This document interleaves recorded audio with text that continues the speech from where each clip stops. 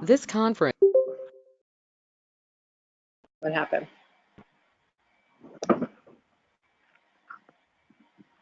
Okay. This conference will now be recorded. Hello and welcome to the Central Coast Writers Conference webinar with Sam Horn. Sam is doing our masterclass this year, and she is also doing our opening keynote.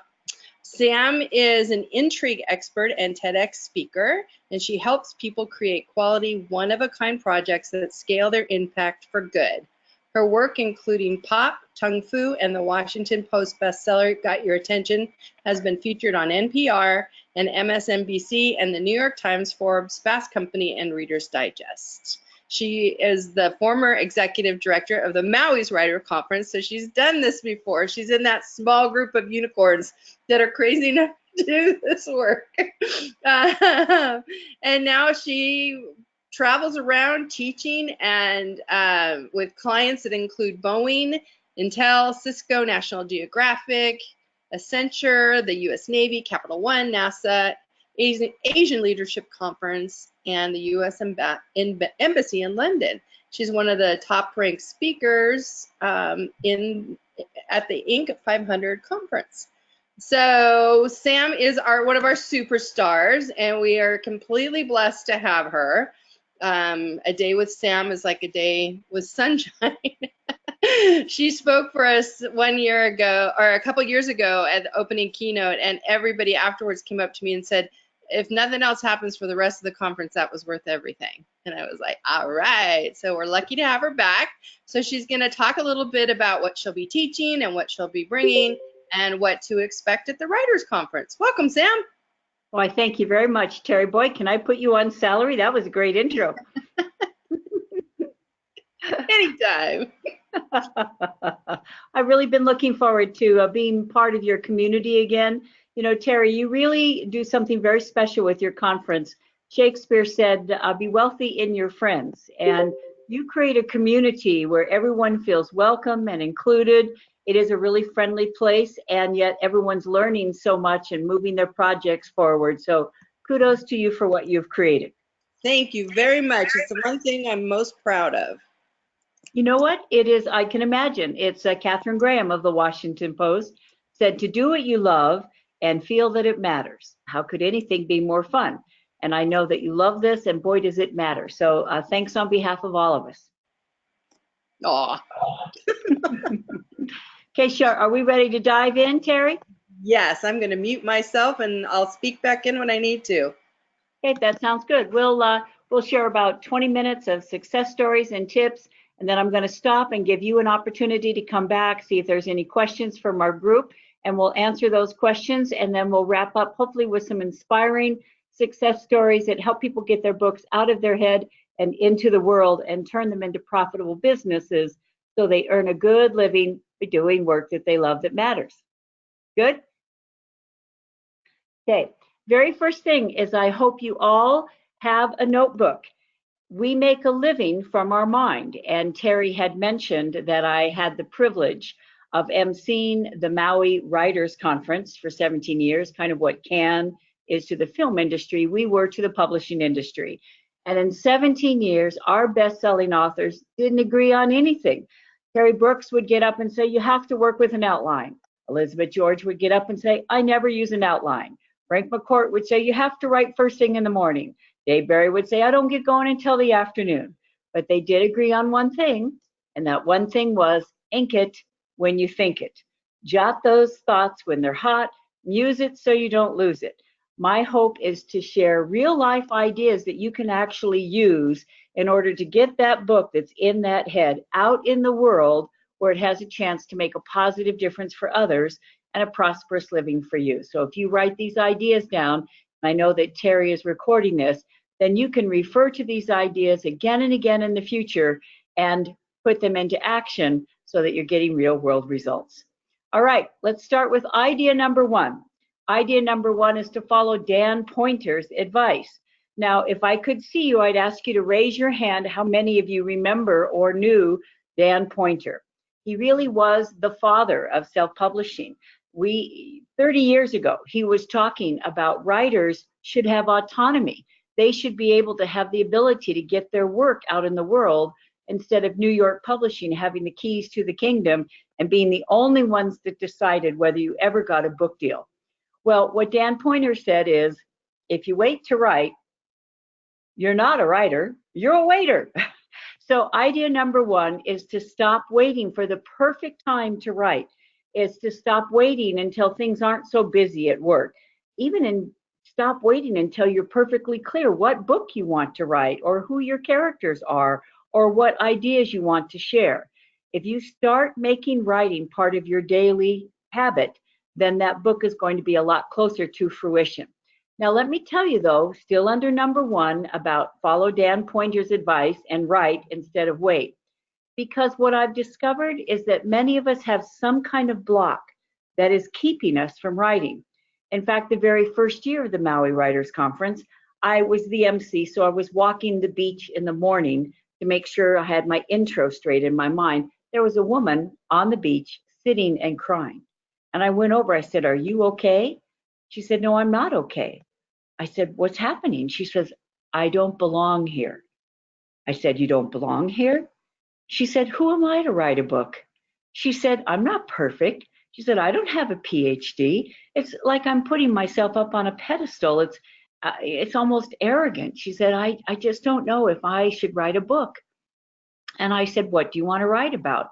Well, this was Jana Wolf, and she and her husband had adopted a child, and it was very challenging. And she said, "I went to the bookstore, I went to the library, I tried to find books that could help, and they were all these Pollyanna books that talked about what a privilege it was to be an adoptive parent. They just made me feel worse." She said, "I want to write about what I need that I can't find." I said, "Jana, what's an example of what you want to write about?"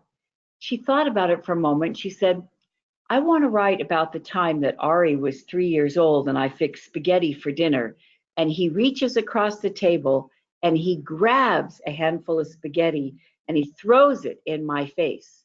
And my first thought was, my son would never have done that." And the shame that I felt that that thought had even crossed my mind. I said, "What else?"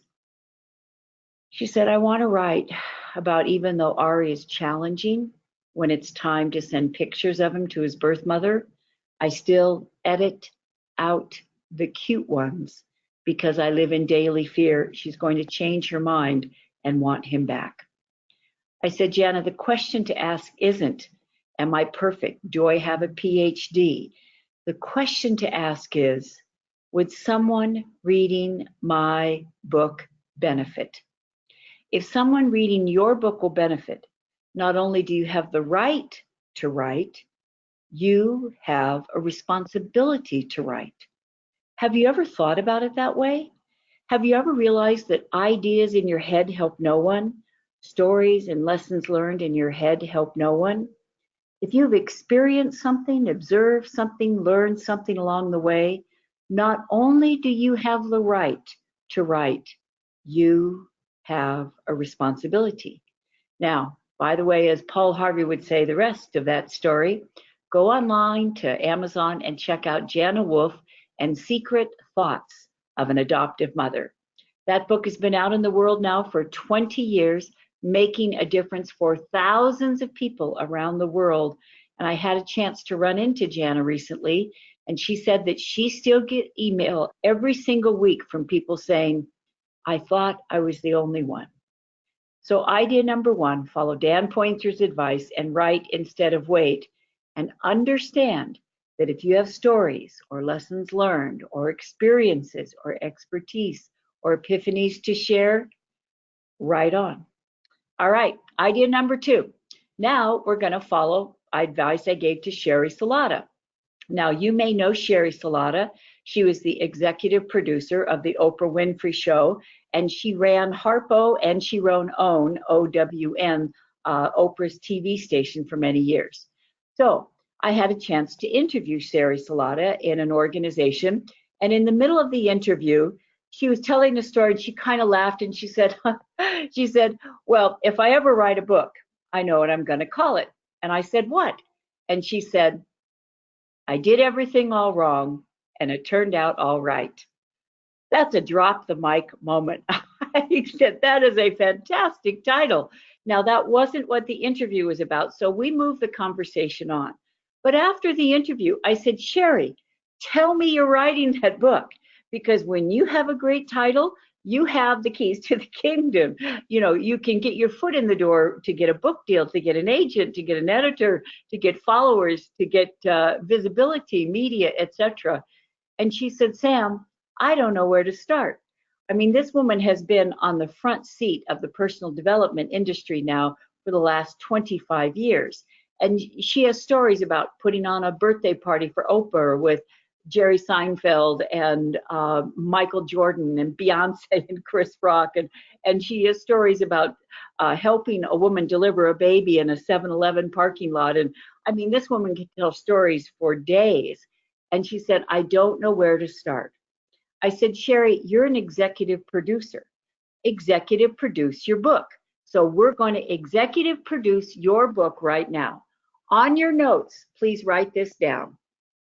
Just suppose you're going to have a 200-page book.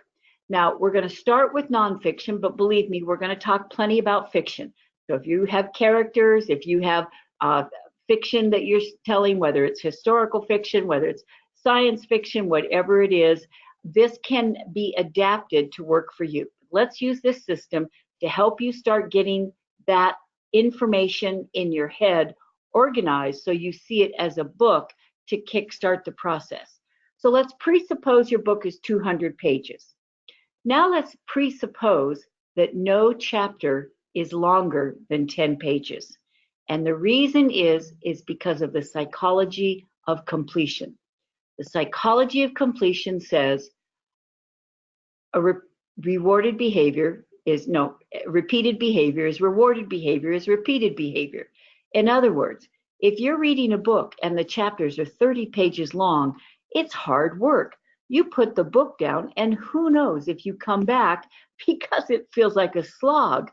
But if you read the book and you finish a chapter in 10 pages, you get a little thrill. And it's like you got rewarded for finishing a chapter, so you're much more likely to come back.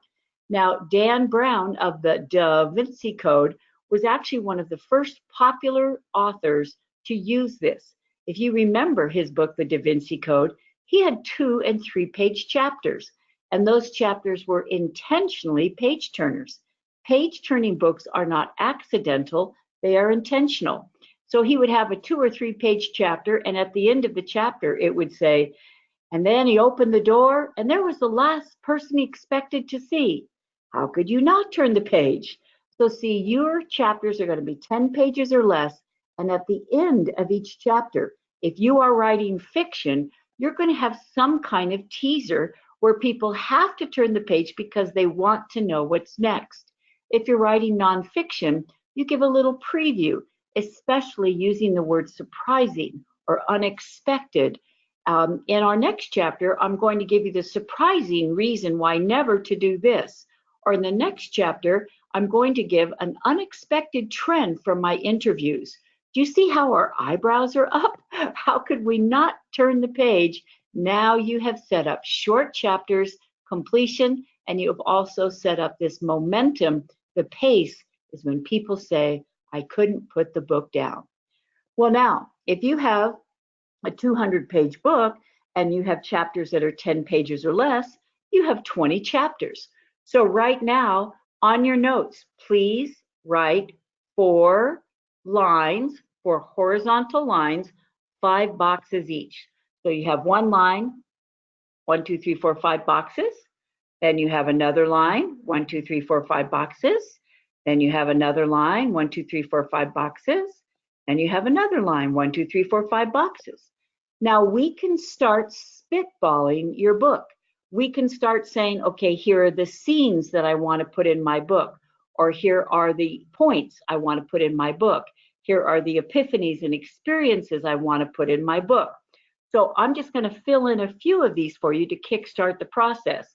And then I hope you take your notes to lunch and you start saying, okay, I want to write about this, and I want to write about this, and I want this to happen to this character, and then I want to introduce this character, and then I want this conflict in it. And the beautiful thing is, in the beginning, it does not have to be sequential, and it does not have to be chronological or in order. You are just trying to brainstorm and get the content out of your head. Because after we do this, I'm going to show you how in a moment, like with Sherri Salata, an executive producer. If she is executive producing a show, we're going to have on this guest who's talking about this. We're going to have on this guest who's talking about this. We're going to have this guest who's talking about this. And she would put up all the different guests and their topic.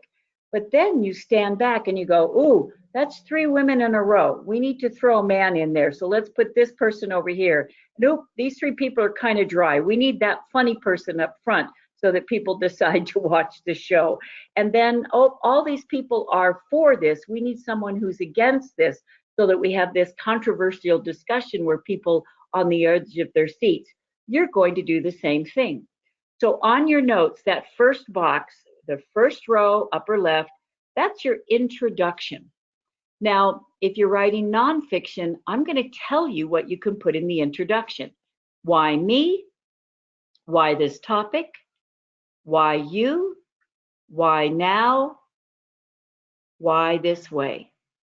So, why me? You jump into a scene where you had an aha, where you became a woman on a mission about this topic, where you decided that somebody has to be the ambassador for this issue, where you decided that this was a story that had to be told. You jump right into the scene.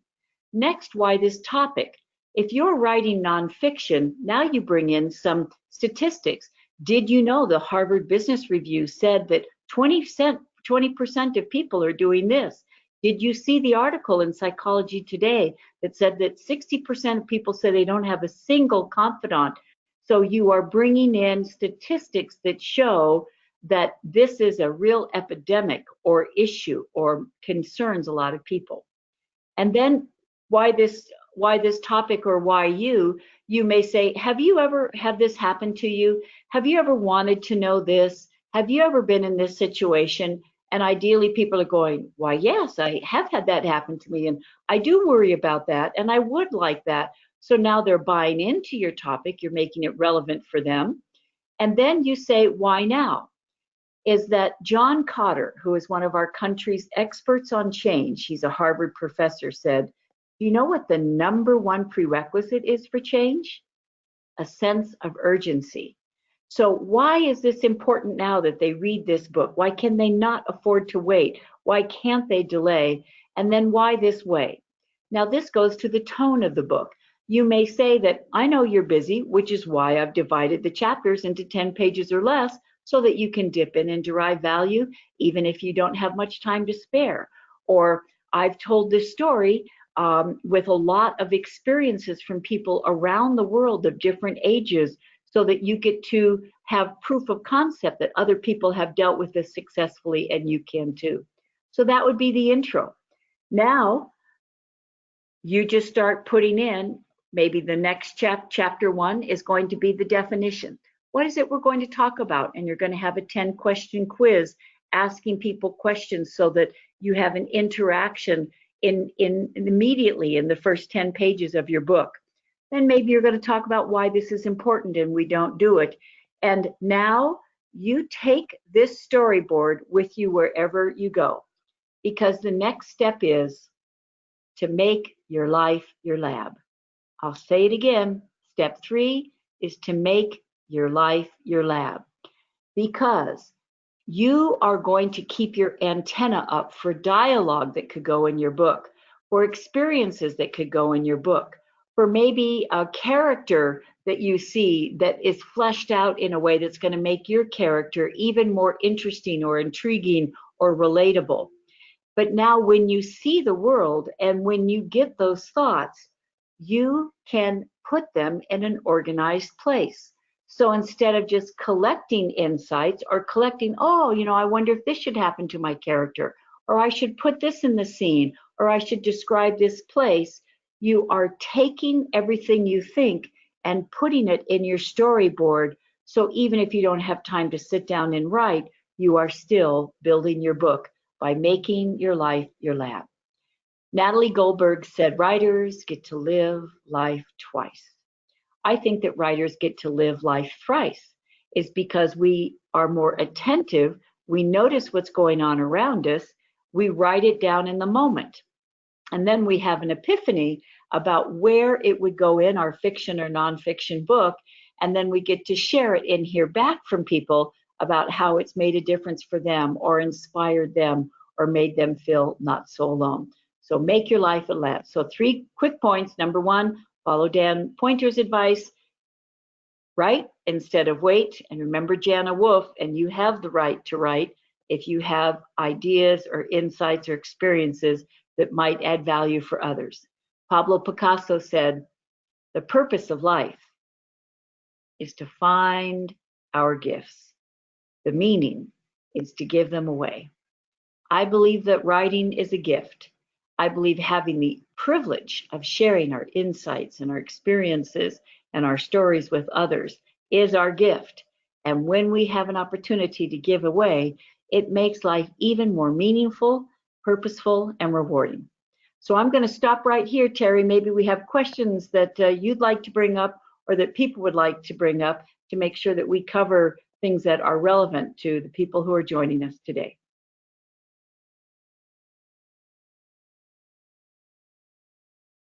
Sorry, I figured.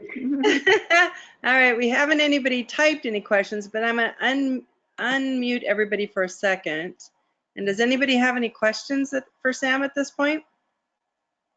You can speak it. No, everybody's being quiet. Well, so I have a question. So, how do you address when people say that you said make your life your lab. Your lab. Mm-hmm. What about people that are afraid of including those closest to them and their personality traits in their work?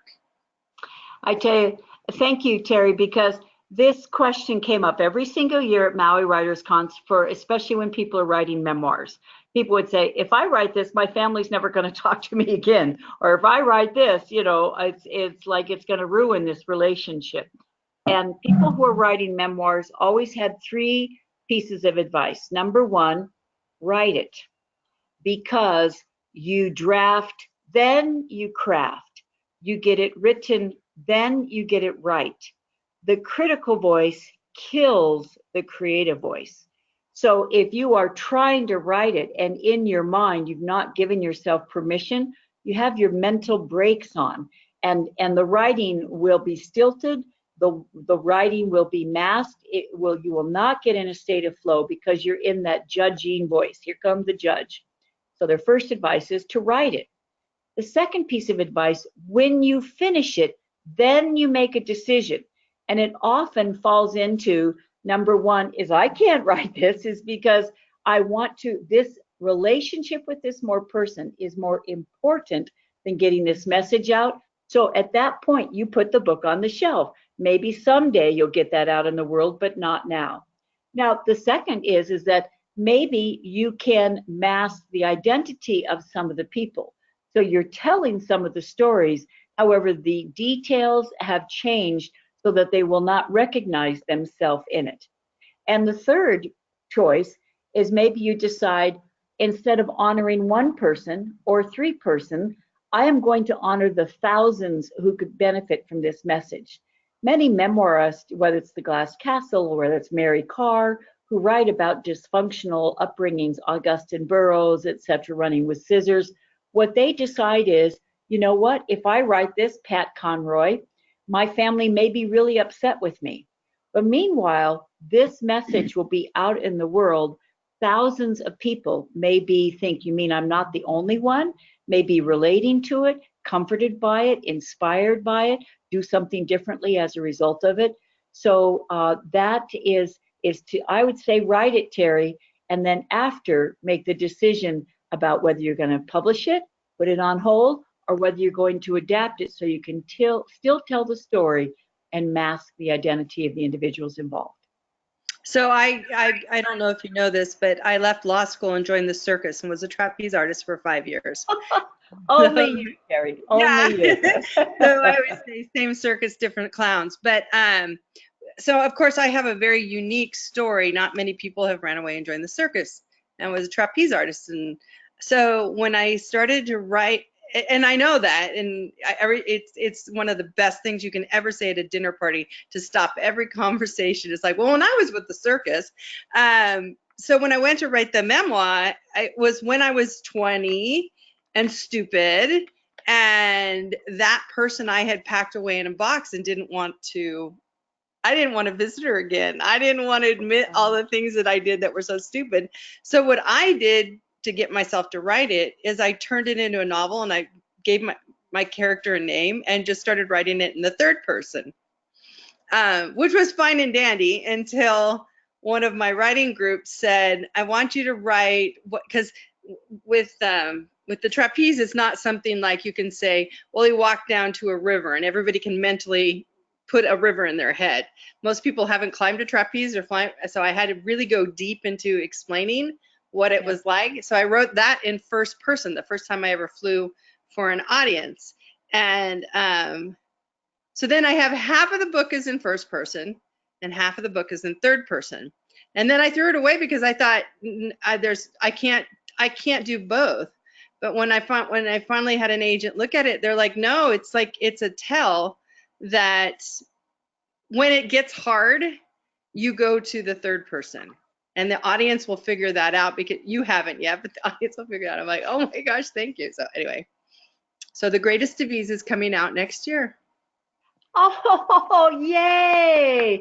And what a wonderful title of it. Now, let's talk about titles for a second. How did you come up with the title for that, Terry? Well, they always played that song for it. You know, you have music each year when you change circuses. There's live music back then. This was in the 80s. And so you would have to either give the songs to the bandmaster or have him pick stuff for you. And they always just played the daring young man on the flying trapeze. He flies through the air with the greatest of ease. So that was something that was kind of embedded in because there's nothing easy about this life. There's nothing easy about being on the trapeze. There is nothing easy about being on the road for 5 years with no emails, no cell phones, I mean, my grandmother died and it took Western Union 2 weeks to find me. Wow. So yeah, the amount of seclusion that I was in was, kind of telling. So anyway. Now, Terry, we have a choice because we're at a crossroads here. We can either talk a little bit more about titles because, I've had the privilege of helping hundreds, if not thousands of people get their books out of their head and into the world now, both through the Maui Writers Conference, but through my own coaching and consulting and writer retreats. So, and many people, they're looking for that perfect title. So we're at a crossroads. We can talk about coming up with the perfect title for our book, or we can talk about coming up with our W-5 form for our book, because often people are at crossroads as they're trying to should this be fiction? Should this be nonfiction? Is like, how can I make sure that this book is going to be a payoff, that if I invest all this time and effort and money in writing it, that I'll be able to make a career out of it, or that it's going to sell, or that I'm going to get a book deal. So you get to choose, Terry. It's like we can talk about titles or the W-5 form. What shall we do? Let's do the W-5 form. Okay, everybody, once again, ink it when you think it. Please put 5 W's vertically on your notes, because we are going to figure out the North Star for you and your book right now. So here's a little backstory of how I came up with this. I used to put on events at the National Press Club. And at one of the events, Eleanor Clift, who is one of the pioneering female journalists from the United States, was there. And we were talking about our favorite quotes. And she stands up and she says, my favorite quote is, we're all in a race to be relevant. I said, that's a fantastic quote. Who said that? She said, I said that. So, see, we want to make sure that all this time and effort and money that we pour into a book is going to be relevant. It's relevant for us and our strategic goals and our objectives. and it's relevant for the agent, the editor, and for the audience. So if we do this, we're going to dramatically increase the likelihood that this book will achieve our strategic goals for everyone involved, and that it's going to be a success. So the first W is what? So what is it we're going to talk about? Now, you're recording this, Terry, because I ask a stream of questions. And when I work with clients, it's that I interview them about this because we are talking out your roadmap for the book. We are talking out your strategic goals, your vision for it, your objectives, because if we have clarity about this, we can deliver on it. So here are some what questions. What is the title of your book and the subtitle? What is the genre of the book? You know, nowadays there are 20 different subgenres in business. So it's not enough to say it's a business book. We need to say, is it business sales or business communication or business success or business marketing or business career? And this matters, by the way, because my first book, Tung Fu, came out. I didn't know about genre, what the genre was, so they put it in relationships. Now, back in the day of brick and mortar stores, you go into a bookstore and self-help is like 2 aisles long and relationship is 1 shelf, and it's John Gray and me. So the book is done well. It's still out there 25 years later. But if I had known about genre and put it in self-help instead of relationships, it would have sold even more copies. So what is the genre of the book? And if you think, I don't know, go to a bookstore and wait until they're not busy, and then ask the information person at the Barnes & Noble or your independent, I'm writing this kind of book. Where do you think this would be shelved? And you will go and you will find books like yours, and it's a jump start, a quick start to finding out genre. So what is the size of the book? You know, what is the look of the book? And most importantly, what are 3 benchmark books? So who are authors you really respect? You respect their style, you respect their content, you respect the way they're engaged their readers. So that's all comes under what? Next is who. Who are your top 3 demographics? So if you're writing fiction and historical fiction, maybe you want people who read these kinds of 3 books. If they read these kinds of books, they'll read your kinds of books. If you are reading, let's say you are a coach and you want to write about ADHD, because in a coach, ironically, the more niched you are, the more successful you are. Coaches who specialize in something in particular, like working with athletes and their performance, do a lot better than just coaches who work with everyone. So figure out what niche audiences you want to reach with your books. Now, the next is where and when. Now, when it comes to where will this be published? Are you going to self-publish this? With who? Are you going to try and get an agent and an editor and trade publish this? With who would you like to work with? Are you going to hybrid? Are you going to go with Greenleaf Publishing or with Advantage Media, where you pay to play? So where is your vision for where you'll get it published? And Terry, if we've got time when we're finished with this, if people want to talk about, I don't know what publishing path I should pursue, I have a process for helping to make that decision. But also let's talk about when. What is your timeline? Are you in a crunch? Are you giving a TEDx talk or a Southwest talk and you need your book to come out by March of next year? Or do you have a birthday next fall and you want to have a birthday party and a book launch party on the same day? Because if you pick a launch date for when you want your book out in the world, we can reverse engineer it. If you want your book out in 12 months, we know exactly how many pages you need to write every month. We know when to have your book editing party. We know when to get your endorsements. We know when to reach out to the publisher, when you need a finished manuscript, when you need to start writing about it via social media and by booking, etc. So where and when. Now let's go down to the 4th W. Why will it be an ROI for readers? Why will they read it and buy it? And often here are 3, I'm just going to kickstart the thinking in this process. Number 1 is that Steve Persante, who's the publisher at Barrett Kohler, has one criteria, his top criteria for publishing a book. Do you know what it is? What's the shift? So maybe one reason people will buy this book is because they make a shift, like with Elizabeth Gilbert in Eat, Pray, Love. Maybe the shift was that they feel locked into their life and that they don't have any agency or ability to be more adventurous or to lead their own life. And at the end of the book, you kind of believe that, you know, the ball's in your court. If you want a more adventurous life, you can do that. So what is the shift from this to this? You know, I was here and now I'm here. So what's the shift of your book? Second, maybe why they want to read or buy your book. Where is it first of a kind? Where are you doing something that no one has done before?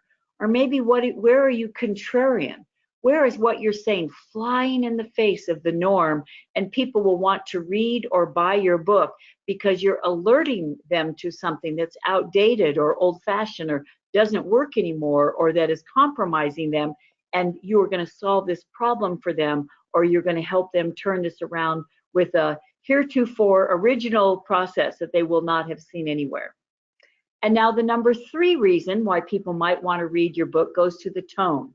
Is it maybe that it's page turning because it's this international journey where you're going to vicariously experience, you know, Italy and India and Indonesia? Is it exciting? Is it maybe they want to read your book because it does have real life stories that they can relate to, and they think I've thought that or I've done that, so they can identify with it. Now the 5th W, so let's go over. The first one is what, all those, what's a benchmark book, what's the title, what's the subtitle, etc., the genre. Second is who are your target readers, and usually you have your primary readers and then ancillary readers. Where and when do you want this published? Why will it be an ROI for them? And of course, the final W is why will it be an ROI for you? What are 3 outcomes that could make this whole process, this whole project, a success? Let's just play for a moment. Maybe number 1 is this book would be a success if you had a chance to give a TEDx talk on it, or you had a chance to get paid to speak on it, or speak on it on a cruise ship or something like that. Number 2, maybe this book will be a success if you make a certain amount of money, or if it helps you put together an online program, or it positions you to be a go-to expert on media, or for you to do coaching or consulting on it. Maybe number 3 has no business reason at all. Maybe this is a heart project. Maybe this is your legacy book, and it will be a success if you just get to tell the story of your parents and you get that out in the world. Maybe this book will be a success if you feel that something that you went through that was so awful and you never want anyone else to go through that again, and you just get letters from people saying thank you. You know, I thought I was the only one, and now because of your book I know I can turn this situation around, or I can persevere. So maybe the 3rd reason it will be an ROI is just that you did something that you always wanted to do, and it is the pebble in the pond of your legacy out there making a difference for people, and that will give you a deep felt satisfaction. You know, when Pete Sampras won his first US Open, the reporter stuck the mic under his face and asked the ubiquitous, how does it feel?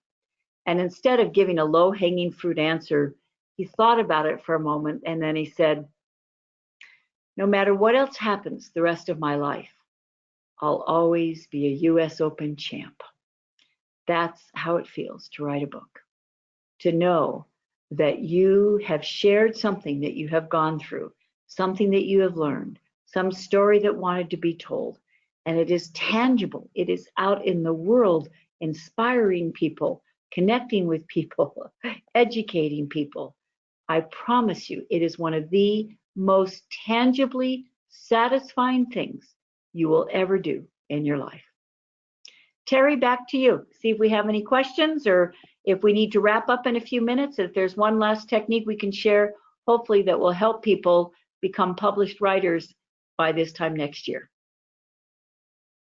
I love that. Become a published writer by this time next year. There you go. I don't have any questions yet.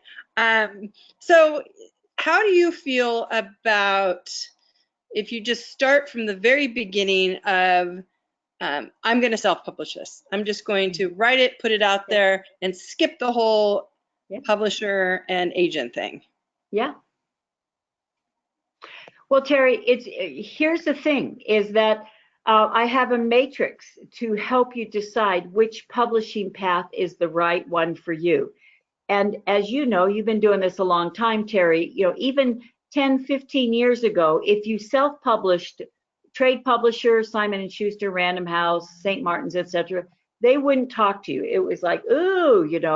However, these days, they are the first to say, you go self-publish, you sell 10,000 copies, that's the magic number, 10,000 copies, and then you come back and talk with us because you've proven that it makes money. And that's what publishers want to do, is make money. So I say, get your bandwagon out of the garage, because not only are you getting the book out and making money from the book, but it's setting you up to speak on that. That's a fantastic keynote topic, Terry.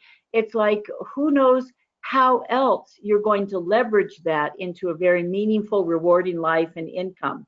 So I say self-publish, and then it's not mutually exclusive. You can still go to a publisher down the road, show the testimonials you got, show the traction you're getting on YouTube and on social media, show the sales you've got and where you've spoken on it, and now you have just opened the door to your future. A quick thought about that. One of my clients is Terry Jones. Terry is the founder of Travelocity and Kayak, $2 billion companies. He disrupted the travel industry. He's the one who came up with the e-ticket. Guess what? Terry Jones self-publishes his books because he likes autonomy. He doesn't want anyone telling him what the cover is or how many print copies there are. He likes to control the project. So self-publishing is giving yourself complete control of the project, which is a good way to get your project out in the world instead of someone else having your destiny in their hands. So I have a question for you. Were you an author first or a speaker first? Great question. I'm so glad you asked this, because I was a speaker first. I was in Hawaii, and the very first year of the Maui Writers Conference, I'm running around like you do, Terry, to make sure all the sessions are on time. And I popped into a session with Mike Larson. Mike Larson wrote the book on how to get an agent, how to do a book proposal. And he was talking about the importance of titles. And he said, I have represented authors just on a title. And someone in the audience said, well, like, what's a good example of a title? And he said, Tung Fu is the best title I've heard in 10 years. Well, I went out and I plopped down in a chair, because I was speaking on Tung Fu all around, but I was also the mom of 2 young boys, and I did not have time to write. At least I thought I did not have time to write. But my epiphany was, the more I speak, the more I'll speak. If I'm going to be a visionary on behalf of my career, I will actually put paid speaking aside for 3 months and dive into getting a quality book out in the world, because it will drive my career more than anything else will. Terry, that book is now 25 years old. It was number 3 in South Korea a few years ago.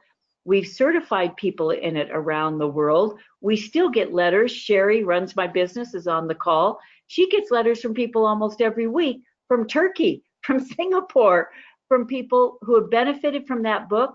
And if I had kept speaking, who knows if I ever would have found time to write the book. I believe that books are more tangible catalyst for career success than almost anything else. So yours is a nonfiction, but if someone writes a novel, then they can turn that into a speaking. And what else can they do to turn that into a career? See, I'm so glad you're asking this, because these days, some of our most successful keynote speakers and people who are interviewed on media, is the book may be a fiction, however, it still has a theme. So if you are writing fiction, here's my question: what is the theme? Is the theme perseverance? Is the theme, that it's not selfish to put yourself as the lead in your own story? Is the theme community? Is the theme persevering through family difficulties and staying together as a unit. What is the theme of your book? Because chances are you can talk about that theme and it is universally relevant if you're talking about perseverance, or if you're talking about confidence, or if you're talking about rejecting other people's opinions about how you should live your life. There's a river that runs through your fiction book. What is that river? You can get paid to speak on that. So you're telling me I'm going to have to take clowns with me on my speaking tour, right? You know, Sherri, let's just play with you. It's because with the greatest of ease, right? Right. But the irony, that's an iceberg title, because of course, you know, it's metaphorical. And the goal now is to hook and hinge it back to people. Here's a quick story about this. We had an Olympic athlete at Maui Writers Conference, and he told about training for the games, and he made the games, and then he choked, and he didn't even make it out of his heats. He was so disgusted, he threw in the towel, quit the sport. 2 years later, he thought, this is not how I can end my athletic career. So he went back into training, made it to the Olympics, ended up on the medal stand. End of story. I looked around and people were giving him polite applause, but I could tell what they were thinking. Well, good for you. What's that got to do with me? So a hook and a hinge.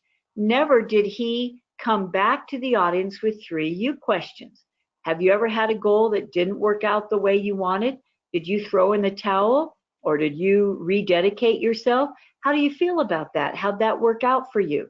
So with the greatest of ease, you know, there are so many talking points. Is, you know, have you ever wanted to run away from home and join the circus, right? Or what's your version of that?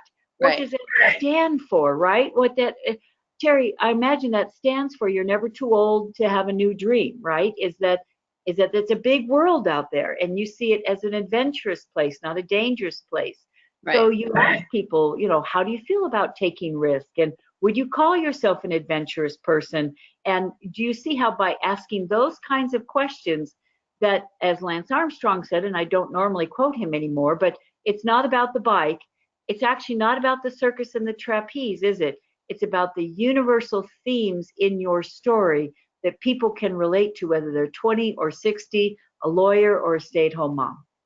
Yeah, well, the thing that is making it the hardest to write, and I think is going to be the theme of it, is how stupid we all are when we first go out into the world. How we believe that we can bend everything to our will because our parents have been kind of doing that for us. And my parents weren't supportive, but even that, I still felt the world was mine. And in my first foray out into the world, it wasn't even mine. I had to grab my piece of it, take my power, and decide this was how I was going to continue or not continue. And, you know, it's a lot of taking a risk. And then, well, there was a lot of, do I give up? Do I go back? Does that make me a failure? How long do I stay with this to say that I was successful? So I think that was the biggest theme for me, and why it was so hard to write, because that girl was put in a box a long time ago. Plus, I married one of the circus guys, and he's been my ex-husband for 30 years, and it's kind of hard to write romantic stuff about somebody you can't stand. But but the more, for me, it's not a circus book. It's very much a coming of age in the 20 age type of thing. So, yeah, see, Terry, what you're saying is so important for everyone, and particularly people who are on the call who are writing fiction, is that, you know, think about at the end of a book where they have the book guide, the reader's guide, etc. Those questions are hook and hinges. You know, what do you think they were thinking when they did this, and why did they make the decision, and why did they end that relationship, and why was it so hard for them to go to the circus? And what you're doing is you're making your story the reader's story, so that they are reflecting on it, they're applying it to their life, they're coming up with Socratic epiphanies about how this is relevant for them. And now I was listening to what you were saying, Terry, and there are so many lovely universal themes. You know, people say, Sam, how does your brain work? Well, I juxtapose everything. So you put a vertical line down the center, on the left is give up, and on the right is go on. So it's like, so were you going to give up and throw in the towel, or were you going to go on? Were you going to fail, or were you going to have faith, etc.? So your book is going to be so thought-provoking, as if you put us in those pivotal scenes and you share your sermon drain. It's like, what do I do? How do I get through this? That's the classic hero journey that is in almost every book, fiction and nonfiction. And that's when people find it inspiring. And it's why we read, is to connect with people, to have experiences we may never have, to go places we may never go, meet people we may never meet, and we're better for it. So I'm so glad you're writing this book, Terry. Thank you. Except for the whole family. That whole family is still alive. So, and there's no way to mask it. So we'll see if the little Chilean people come and try to put a hit on my life. Because 2 of my children are circus kids, and my grandkids are 11th generation circus. Wow. So, but it needs to be written. It needs to be done. It needs to be out there. Yeah. Terry, do we have time to share one last idea about, our commitment to people was to share real life ideas that hopefully will move this process forward? Because we know you're busy. Maybe you're taking care of a family while you're working full-time job. Well, John Grisham got up at 5 a.m. every morning to write for 2 hours before he went into his full-time job as a lawyer. And Jackie Michard, who is one of our favorite Maui Writers Conference authors, she had 5 kids and she was a single mom. And she wrote for like 1 or 2 hours a day at the kitchen table in the brief moment of time when all their kids were at daycare or at school, etc. So what I'm going to recommend is to find your third place. And the reason is, our first place is our home and our second place is our office. And for those of us who are retired or who work out of our home is our first and second place. And the study of ergonomics says that it is difficult to concentrate in our first or second place on a creative project. Because if we're at home, we're thinking about the laundry or what we're going to fix for dinner. If we're at work, we're thinking about the emails that we should be answering. We're constantly distracted and preoccupied. Your third place is a public place you can work in private. And of course, it could be your Starbucks. It could be your Panera Bread. I was just at Book Expo this year, and there's Ta-Nehisi Coates, who wrote his Pulitzer Prize winning books in a deli, in a table in the corner in a deli. Dave Barry is a very extroverted guy. He said that he was so self-conscious sitting at home trying to write that his cursor would mock him. So he too found a deli in his neighborhood. So I'm asking you, whether it's a library, whether it's a Panera Bread or whatever, where is a place where you could go and work in private, in public? Why this works so well is, does the name Pavlov ring a bell? See, if the only thing you do is write when you go to that place, the faucet of flow will open up. You are writing the energy of the people around you, so you're not supplying all your own energy, and yet no one's interrupting you, so you have that opportunity to get in that productive space of producing pages, so that you get in the flow of things, you have momentum, because every time you go there, you write. Every time you go there, you write. You don't do anything else. And your third place will be, whether you just go there for 1 hour a week, but every hour a week, you're producing pages. You're producing pages. You're producing pages. And remember, draft, then craft. Do not reread what you've written. Because if you reread what you've written, you'll rewrite what you've written. And at the end of the month, you'll have the same 10 pages, and they won't necessarily be better. They'll just be different. Find your third place, produce pages, write, then get it written, draft, then craft, and this time next year, you may be holding your finished book in your hands. Yay! End goal for us all. That's one of my favorite things about this conference is, in my 5 years doing it, we now have 10 people that either were volunteers or came to the conference that are now best-selling authors. And that's, I think, the reason that I continue doing it, and that there's a I can honestly say that I know at least 10, and I think there's more, but those ones I have had communications with, that the conference made a difference. The coming to the conference and being with the people, and whether it was just for inspiration or finding an editor or finding an agent or a publisher, it makes a huge difference. So, you know, Terry, I hope people watching this really imprint what you just said, because writing in isolation, where we're supplying all our own discipline and energy and cheerleading and editing, it could be a daunting process, and we just may run out of esteem, so to speak, and put the project on a shelf. Coming to the Central Coast Writers Conference and being immersed in a community, magic happens when you're bumping up against other writers, and when you have a chance to meet an agent, and when you're inspired by other people's success stories. So I hope that people listening to this and watching this choose to register for it. And if this is on video and it's in the middle of the year, come to next year's conference or access these recorded webinars that you have to get the full value of what you've created. It really is extraordinary, and it's made a difference for many, many writers. So kudos to you. No, thank you. You're one of my rock stars. I tell everybody 6 hours with you is a blessing. I mean, if you are even in a writer so much as you thought about buying a pen, 6 hours with you would make you create a book. So we're very blessed to have you. And so and then your opening keynote is "Someday is not a day of a week." I love that so much. Thank you. It's shall we have show and tell? Yes, please do. Is you know, this book, and we're going to be talking about it in our opening keynote, is that Judy Tenuta said, my parents always told me I wouldn't amount to anything because I procrastinated so much. I told them, just you wait. Well, so many writers wait, you know, wait for more time, wait for clarity, wait for support, wait for when the kids go off to school, wait for when things aren't so busy, and that will never get the book written. So instead of waiting for someday, I hope you'll come to the conference and to the keynote and the master class, and it's time to get that book out of your head now, not someday.